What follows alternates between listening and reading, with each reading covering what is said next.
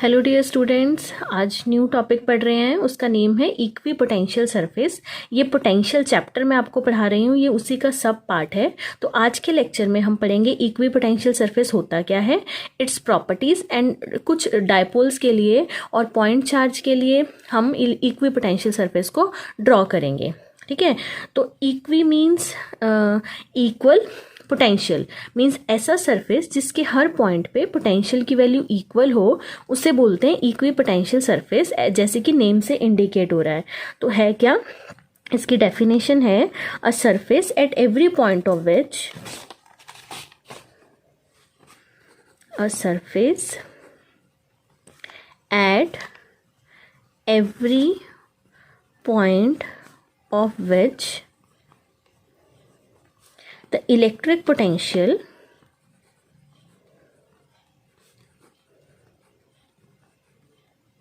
is same is called equipotential surface। इसे definition को आप नोट कर लीजिएगा। अब देखो, इसको एक्सप्लेन करने के लिए सपोज करते हैं कि कोई एक चार्ज है। चार्ज को मैंने एक सेंटर बना लिया और उसके अराउंड एक स्फीयर ड्रॉ कर दिया। ठीक है, इस चार्ज से जो फील्ड निकलेगी वो मैंने ऐसे ड्रॉ कर दी। सपोज इसकी रेडियस जो मैंने स्फीयर ड्रॉ किया है, इसकी रेडियस है आर, तो आर हर तरफ मैंने लिया, कंसिडर किया आर आर आर। अब इस पॉइंट पे पोटेंशियल होगा V1, यहाँ पे V2, इसकी वजह से V3, यहाँ पे V4। लेकिन ये जो पोटेंशियल है V1, V2, V3, ये सारी जगह सेम होगा। Means V1 is equal to V2, V3। Means इस स्फीयर पे जो मैंने रेडियस R का ड्रॉ किया है, उसके किसी भी पॉइंट पे जो पोटेंशियल है उसकी वैल्यू सेम होगी। तो मीन्स ये जो स्फीयर बन गया, this is called equi potential surface. और पोटेंशियल की वैल्यू क्या होगी, पोटेंशियल का फॉर्मूला होता है 1/4πε0 Q/r। ठीक है, अगर रेडियस सेम है तो थ्रू आउट पोटेंशियल जो है वो सेम रहेगा। फाइन, तो नेक्स्ट हम पढ़ रहे हैं इक्वी पोटेंशियल सरफेस की properties. Properties of equipotential surface. बच्चे, these properties are again important. कोई इसमें से शॉर्ट क्वेश्चन पेपर में आ सकता है, कोई कंसेप्चुअल क्वेश्चन, मीन्स कंसेप्ट इसका आपको क्लियर करना पड़ेगा। फाइन, तो जो फर्स्ट प्रॉपर्टी है वो ये है कि कोई भी work done equi potential surface के ऊपर हमें नहीं करना पड़ता। मीन्स अगर किसी चार्ज को इक्वी पोटेंशियल सरफेस पे मूव करवाना है तो कोई वर्क डन नहीं लगता। No work is done in moving a charge on equipotential surface।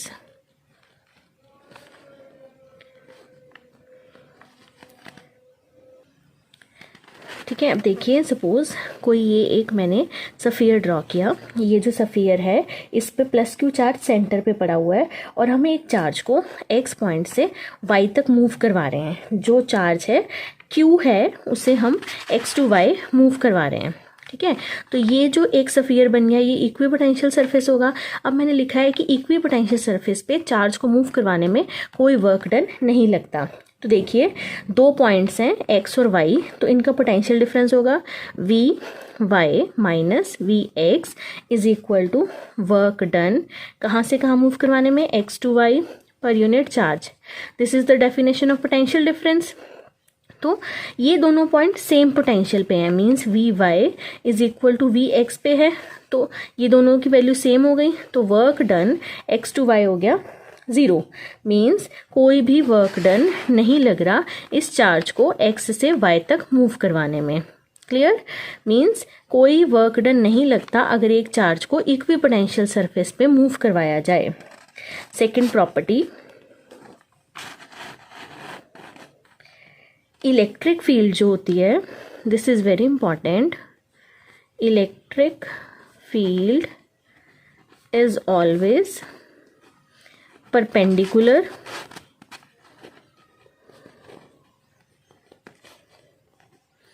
to equipotential surface।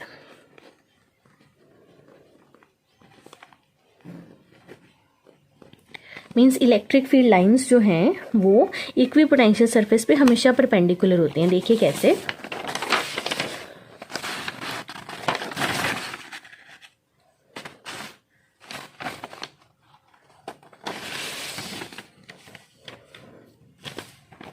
Suppose कीजिए ये एक इक्विपोटेंशियल सरफेस है प्लस क्यू चार्ज का, और यहाँ से इलेक्ट्रिक फील्ड लाइंस निकल रही हैं बाहर को।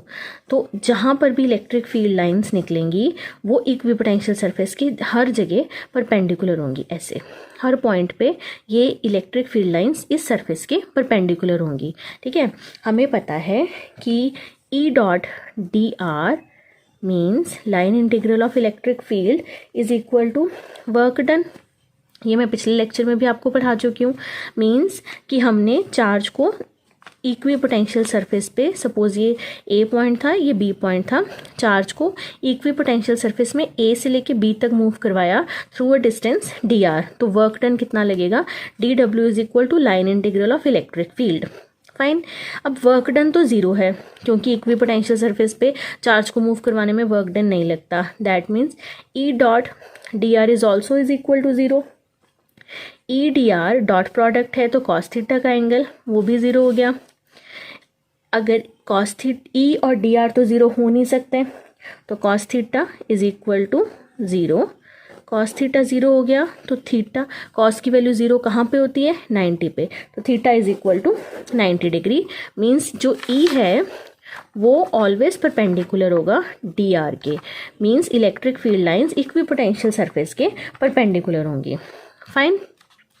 थर्ड प्रॉपर्टी है, इक्विपोटेंशियल सरफेस जो है वो इंडिकेट करता है region of strong and weak field. Equipotential surface indicate region of strong and weak field।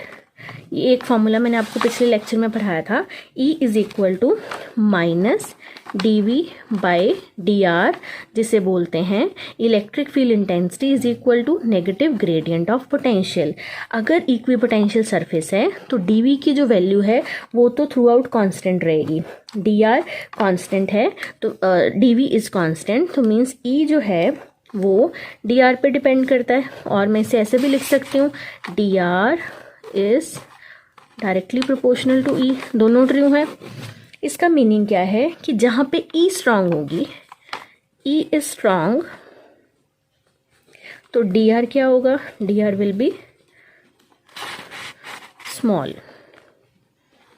If E is strong, अगर ये वैल्यू ज़्यादा होगी तो डी आर जो है वो स्मॉल होगा। इसका कंक्लूजन क्या निकला कि सेपरेशन जो है इक्विपोटेंशियल सरफेस की, डी आर स्मॉल है, मीन्स इक्विपोटेंशियल सरफेस की सेपरेशन स्मॉल होगी जहाँ पे इलेक्ट्रिक फील्ड स्ट्रांग होगी।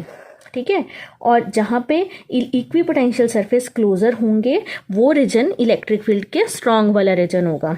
मीन्स इक्विपोटेंशियल सरफेस एक दूसरे से दूर होंगे जहाँ पे वीक फील्ड होगी, और इक्विपोटेंशियल सरफेस एक दूसरे के पास होंगे जहाँ पे स्ट्रॉन्ग इलेक्ट्रिक फील्ड होगी थ्रू दिस रिलेशन। ठीक है, next property, fourth one,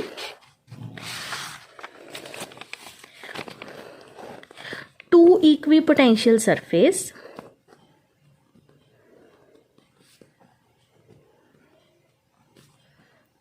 can not intersect each other.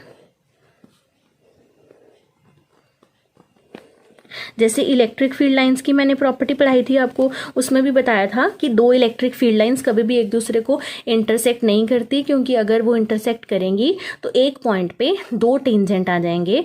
दो टेंजेंट मतलब दो direction of electric field intensity, which is not possible. ऐसे ही दो इक्विपोटेंशियल सरफेस एक दूसरे को इंटरसेक्ट नहीं करते। तो सपोज करते हैं, पहले एक इक्विपोटेंशियल सरफेस ले लिया इस फॉर्म का, फिर ऐसे ही दूसरा इक्विपोटेंशियल सरफेस ऐसे ड्रॉ कर दिया। अभी मैंने बताया कि इक्विपोटेंशियल सरफेस पे इलेक्ट्रिक फील्ड हमेशा परपेंडिकुलर होती है। तो इस सरफेस पे suppose this is first, electric field ऐसे परपेंडिकुलर होगी, और ये जो सेकंड सरफेस है इस पे इलेक्ट्रिक फील्ड ऐसे परपेंडिकुलर होगी। तो मीन्स जहाँ पे ये इंटरसेक्ट कर रहे हैं उनकी दो पॉइंट्स पे इलेक्ट्रिक पोटेंशियल की डायरेक्शन हो जाएगी, which is not possible. So two equipotential surface can not intersect each other, क्योंकि अगर ये इंटरसेक्ट करते हैं तो एक पॉइंट पे दो पोटेंशियल की वैल्यू हो जाएगी, विच इज़ नॉट पॉसिबल। ठीक है, तो मैंने अभी आपको क्या पढ़ाया कि इक्वी पोटेंशियल सरफेस पे अगर किसी चार्ज को मूव करना है तो कोई वर्क डन नहीं लगता, no work is done in moving a charge on equipotential surface. Next property मैंने बताई कि इलेक्ट्रिक फील्ड लाइंस हमेशा इक्वी पोटेंशियल सरफेस के परपेंडिकुलर होंगी, सेकेंड प्रॉपर्टी।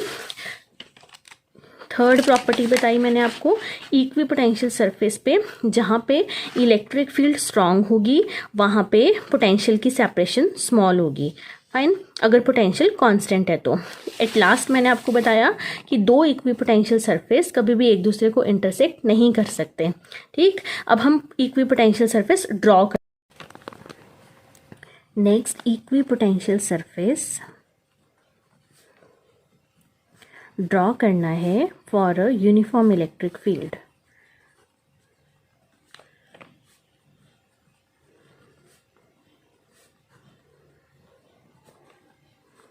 देखो, यूनिफॉर्म इलेक्ट्रिक फील्ड वो फील्ड जिसकी स्ट्रेंथ थ्रू आउट सेम रहती है, और इसे रिप्रेजेंट करने के लिए जो हम इलेक्ट्रिक फील्ड लाइंस ड्रॉ करते हैं वो इक्वली स्पेस्ड होती हैं। अगर इन लाइंस के ऊपर फील्ड की स्ट्रेंथ सेम होगी तो हम इसे यूनिफॉर्म इलेक्ट्रिक फील्ड बोल सकते हैं। तो मुझे इक्वी पोटेंशियल सरफेस बनाना है कि इनके ऊपर कैसा बनेगा। अभी मैंने आपको एक प्रॉपर्टी पढ़ाई है कि electric field lines are always perpendicular to equipotential surface. तो इलेक्ट्रिक फील्ड लाइंस हमेशा इसके परपेंडिकुलर होंगी। तो इन लाइंस के परपेंडिकुलर फिर प्लेन कैसा बनेगा, शेप इक्वी पोटेंशियल सरफेस की ऐसे ही बनेगी ताकि हर पॉइंट पे ये परपेंडिकुलर रहें। तो अगर फील्ड लाइंस ऐसे हैं तो पोटेंशियल इनके ऊपर ऐसे बनेगा, वो प्लेन की शेप ही होगी जब हम उसे देखेंगे। तो ऐसे जो प्लेन की शेप है ये इक्वी पोटेंशियल सरफेस को रिप्रेजेंट कर रही है। ये V1, suppose V2, V3 and V4। ये जो V1, V2, V3 है इनकी डिफरेंट वैल्यू हो सकती है, बट एक सरफेस के लिए इलेक्ट्रिक पोटेंशियल हर पॉइंट पे सेम रहेगा। मींस इस V1 की वैल्यू इस सरफेस पे थ्रू आउट सेम रहेगी, V2 की वैल्यू इस सरफेस पे थ्रू आउट सेम रहेगी, same for V3, same for V4। ठीक है, ये जो प्लेन्स हैं बच्चे ये आपस में बड़ी पास होंगे अगर इलेक्ट्रिक फील्ड स्ट्रांग है, और प्लेन्स एक दूसरे से दूर दूर बनाने हैं वहाँ पे जहाँ पे इलेक्ट्रिक फील्ड वीक है। तो मैंने तो कांस्टेंट सी प्लेन की रखी है क्योंकि फील्ड की स्ट्रेंथ यूनिफॉर्म है। बट जिन रीजन में इलेक्ट्रिक फील्ड स्ट्रांग होती है वहाँ पे ये प्लेन्स पास में होते हैं, जहाँ पे फील्ड वीक होती है वहाँ पे इन प्लेन्स को हम थोड़ा दूर दूर बना देते हैं। ठीक है, सेकेंड, अब ड्रॉ करना है equi potential surface isolated charge के लिए, मींस सिंगल पॉइंट चार्ज के लिए।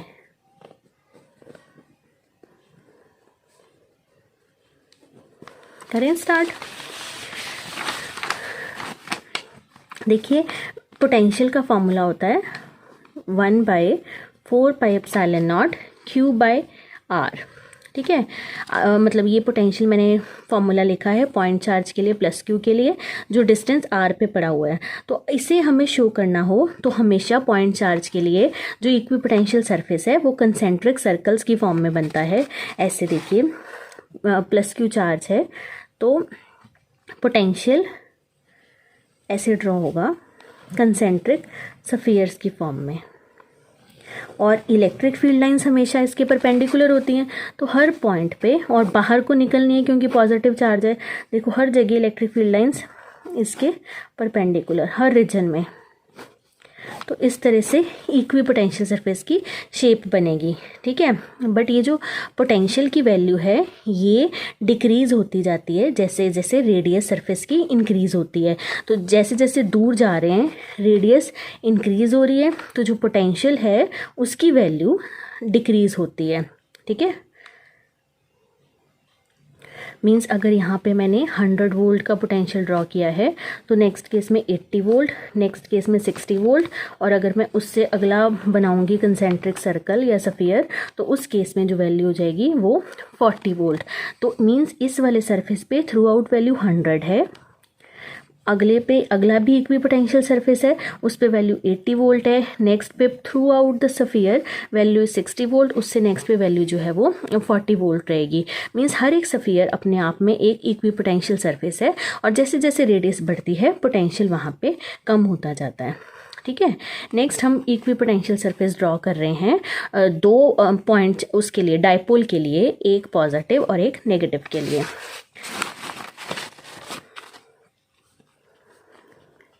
Electric potential surface for an electric dipole.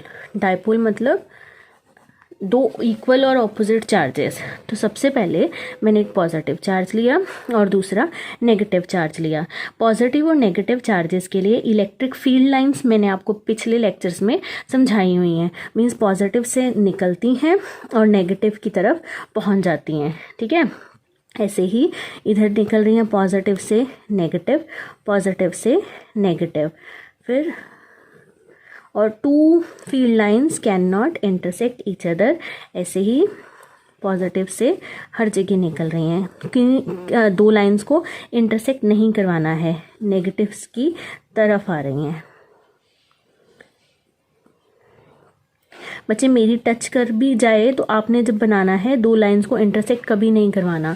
ठीक है, तो ये मैंने इलेक्ट्रिक फील्ड लाइंस ड्रॉ कर दी। अब मुझे ड्रॉ करना है इनके ऊपर पोटेंशियल। पोटेंशियल कैसा बनेगा, सबसे पहले अगर मुझे मिडल में चेक करना हो, मिडल में तो पोटेंशियल सेम रहेगा, ये इक्वी पोटेंशियल सरफेस बन गया, और हर जगह जो पोटेंशियल है वो इसके परपेंडिकुलर होगा।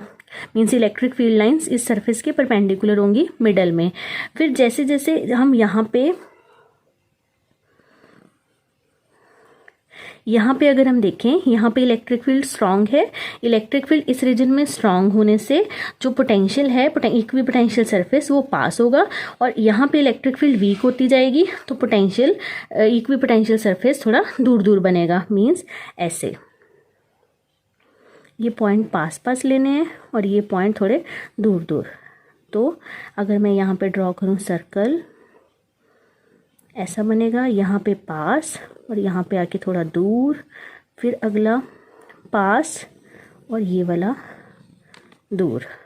ठीक है, ये पोटेंशियल की शेप हो गई। सेम यहाँ पर भी ऐसे मैंने यहाँ पे 3 पॉइंट पास पास बना दिए और यहाँ पे थोड़े दूर दूर। अब इनको ज्वाइन करते हैं, फर्स्ट, सेकेंड, थर्ड। ठीक है, तो इस डायग्राम की मैं आपको कॉपी साथ में अटैच कर देती हूँ वीडियो के साथ, ताकि आपको और क्लियरली विजिबल हो सके कि मैंने पोटेंशियल कैसे ड्रॉ किया है। क्लियर, जहाँ पे इलेक्ट्रिक फील्ड स्ट्रांग है वहाँ पे ये जो डी आर की वैल्यू है स्मॉल है, मीन स्मॉल सेपरेशन दिखानी है। यहाँ पे फील्ड थोड़ी वीक होती जाएगी तो सेपरेशन ज़्यादा दिखानी है। ठीक है, इस लॉजिक से आपको डायग्राम ड्रॉ करना है। अब नेक्स्ट ड्रॉ करते हैं equipotential surface same charges के लिए।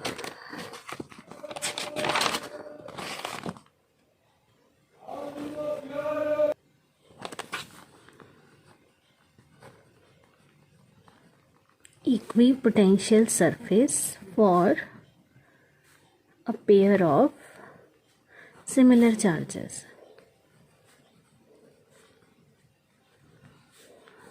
मीन्स अब दोनों चार्जेस जो हैं वो हम ले रहे हैं सेम चार्ज वाले, मीन्स पॉजिटिव, एक पॉजिटिव और इधर दूसरा भी पॉजिटिव। ठीक है, आपको पता है पॉजिटिव से इलेक्ट्रिक फील्ड इंटेंसिटी जो है वो बाहर को निकलती हैं। तो अगर हम इससे दूर से देखें, मीन्स ये पूरा सिस्टम हम दूर से देखें तो इसका जो इक्वी पोटेंशियल सरफेस है वो कुछ ऐसा बनेगा, पूरा इकट्ठा हमें एक दिखेगा सिस्टम।